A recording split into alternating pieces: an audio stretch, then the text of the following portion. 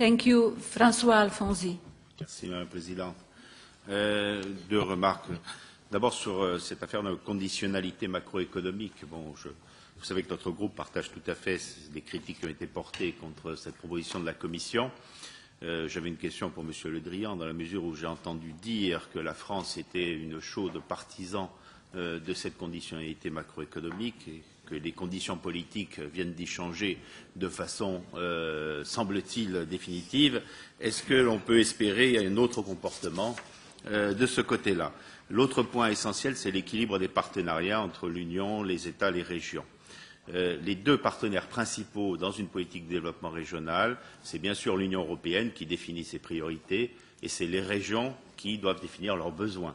Et c'est le bon dialogue entre les priorités de l'Union et les besoins des régions que l'on obtiendra de bons programmes opérationnels et derrière de bons résultats pour la politique de développement régional. Tout est structuré autour de ce contrat de partenariat entre l'Union européenne et les États. Donc il y a là une vraie difficulté. Bon, j'approuve les propositions du rapporteur pour essayer de la contourner en faisant en sorte que ce contrat de partenariat associe le plus possible les régions, mais je crains que ce soit un peu insuffisant. Il y a peut-être une philosophie plus forte à porter sur la capacité que l'on doit avoir à négocier directement entre l'Union et les régions, car en plus, une difficulté s'ajoute, c'est que le cadre financier pluriannuel étant défini dans la difficulté, donc tardivement, l'année 2013 va venir très vite et toute cette négociation va se faire dans un espace de temps extrêmement limité.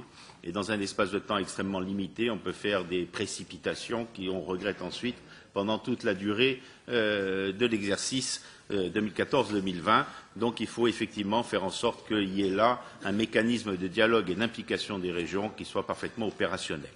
Enfin, je voudrais dire que dans la proposition de la Commission, il y a effectivement le souci de différencier l'approche selon les spécificités des régions, et il y a de grandes différences dans les régions, mais finalement, le seul critère qui est véritablement pris en compte est le critère du niveau de développement.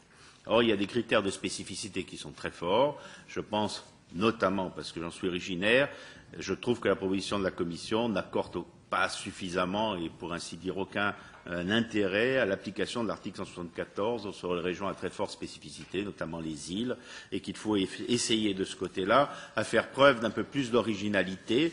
Dernier point, et peut-être pour aller dans ce sens, la Commission propose de dégager une réserve de performance sur les programmes régionaux. Si c'est pour faire de la surenchère, je dirais, productiviste en termes de programme, ce n'est pas intéressant. Si c'est pour faire de la flexibilité pour s'adapter aux situations et pour s'adapter au rythme de développement des régions, ça peut être intéressant. Et je pense qu'il faut réfléchir à comment cette réserve peut également être adaptée aux régions à très forte spécificité, dont les besoins de développement sont également mal pris en compte quand on a une politique générale valable pour les 500 millions d'habitants de l'Europe. Thank you very much. Mr. Vlasak, please.